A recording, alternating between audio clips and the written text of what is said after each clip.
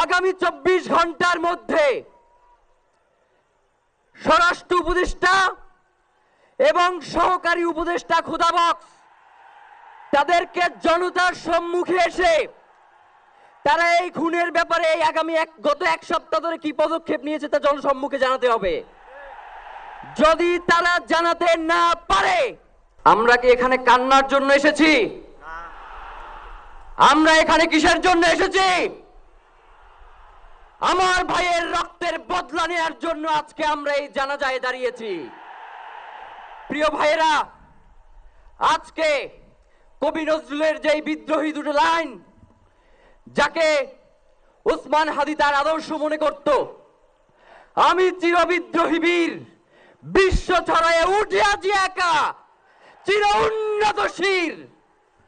প্রিয় ভাইয়েরা, আপনারা জানেন শরীফ ওসমান হাদিকে এক সপ্তাহ 168 ঘন্টা আগে গুলি করা হয়েছে। এখন পর্যন্ত কি তার খুনিকে গ্রেফতার করা হয়েছে? সরকারের পক্ষ থেকে এখন পর্যন্ত কি খুনিকে গ্রেফতারের ব্যাপারে আপনাদেরকে আশ্বস্ত করা হয়েছে? তারা কি এখন পর্যন্ত আমাদেরকে জানিয়েছে যে খুনি কোন জায়গায় রয়েছে? আমরা স্পষ্ট মনে করছি যে এখানে খুনি একজন নয়, এখানে পুরো একটা খুনি চক্র কাজ করেছে।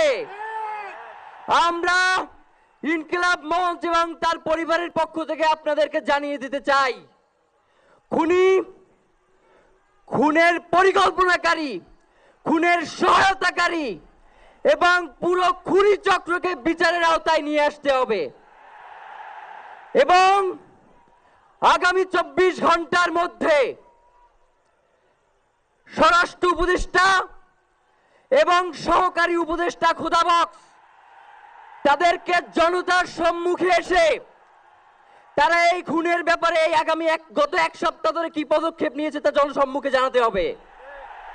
যদি তারা জানাতে না পারে, তাহলে তাদেরকে পদত্যাগের জন্য প্রস্তুত থাকতে হবে। আমরা ইনকিলাব মঞ্চ কোনোভাবেই শরীফ ওসমান হাদির রক্তকে বৃথা যেতে দেব না। আমরা ঘোষণা করতে চাই, শরীফ ওসমান হাদির রক্তের মধ্য দিয়ে বাংলাদেশ ইনসাফ কায়েম হবে। আপনাদেরকে তিনি বারংবার বলেছেন, বাংলাদেশের স্বাধীনতা, সার্বভৌমত্ব রক্ষা এবং ইনসাফের লড়াইয়ের জন্য আমাদেরকে যদি জীবন দিয়ে দিতে হয় আমরা জীবন দিয়ে দেব, তবু ইনসাফের লড়াই ছাড়বো না। সুতরাং প্রিয় বন্ধুগণ, আমাদেরকে ইনসাফের লড়াই লড়তেই হবে। আপনারা রাজি আছেন কিনা? এবং সেই সাথে আমরা আরো বলতে চাই, সিভিল মিলিটারি ইন্টেলিজেন্সের মধ্যে ঘাপটি মেরে বসে থাকা আওয়ামী দোসরদেরকে চিহ্নিত করে গ্রেফতার করতে হবে। প্রিয় সংগ্রামী বন্ধুগণ, শরীফ ওসমান হাদির পরিবারকে জানানো হয়, রাষ্ট্রের পক্ষ থেকে আপনাদেরকে যদি কোনো সুবিধা দরকার হয় আপনারা আমাদেরকে বলবেন। আমরা শরীফ ওসমান হাদির পরিবার থেকে রাষ্ট্রকে জানাতে চাই, যদি এই রাষ্ট্রকে রক্ষা করতে শরীফ ওসমান হাদির পরিবারের 5 সদস্য, তার ভাই এবং বোনদের যদি রক্ত লাগে তারা দেওয়ার জন্য প্রস্তুত রয়েছে, তবুও এই খুনিদেরকে চিহ্নিত করে বিচারের মুখোমুখি করতে হবে। আমরা আপনাদেরকে আরেকটা ঘোষণা দিয়ে আজকের বক্তব্য শেষ করতে চাই, ওসমান হাদির নিরাপত্তার জন্যই কোন জায়গা থেকে তার লাশ নিয়ে যাওয়া হবে আমরা জানি না। ওসমান হাদি ভাই কি মৃত? তিনি আমাদের লক্ষ কোটি তরুণের মধ্যে জীবিত রয়ে যাবেন ইনশাআল্লাহ। আপনাদেরকে জানিয়ে দিতে চাই, কোনো ধরনের সহিংসতা ছাড়া আমরা যেহেতু ওসমান হাদির লাশকে আমরা জাতীয় কবি কাজী নজরুলের পাশে দাফন করার ব্যবস্থা করতেছি, আপনারা সবাই এই প্রোগ্রাম শেষে জনতা মিছিল নিয়ে শাহবাগে চলে যাবেন। আমরা ওখানে গিয়ে আপনাদের সাথে দাফনের পরে কথা বলবো। হয় বাংলাদেশের স্বাধীনতা, সার্বভৌমত্ব থাকবে, বাংলাদেশের ইনসাফ কায়েম হবে, নয়তো আমরা বাংলাদেশের জন্য রক্ত দেওয়ার জন্য সবাই প্রস্তুত রয়েছি। এবং ইনকিলাব মঞ্চ ব্যতীত কারো কোনো প্রোপাগান্ডায় আপনারা কোনো ধরনের সহিংসতার পথ বেছে নেবেন না।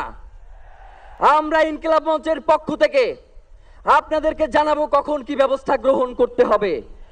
আপনাদের সকলকে, এই লক্ষ লক্ষ মানুষকে, আজকে শরীফ ওসমান হাদির জন্য যারা এসেছেন, শহীদ শরীফ ওসমান হাদি, তাকে আমরা সবাই দোয়া করব এবং তার যেই লড়াইয়ের পথ, তার যেই সাংস্কৃতিক আন্দোলন, তার যেই আধিপত্যবাদের বিরুদ্ধে লড়াই, আমরা সকলে সেটাকে একসাথে প্রতিহত করব। বাংলাদেশ জিন্দাবাদ, ইনকিলাব জিন্দাবাদ, নারায়ে তাকবীর, নারায়ে তাকবীর। দিল্লি না ঢাকা, দিল্লি না ঢাকা, গোলামি না আজাদি, ক্ষমতা না জনতা, আপোষ না সংগ্রাম, দিল্লি না ঢাকা। আমার ভাই কবরে, খুনি কেন বাহিরে, আমরা সবাই হাদি হব, গুলির মুখে কথা কব, আমরা সবাই হাদি হব।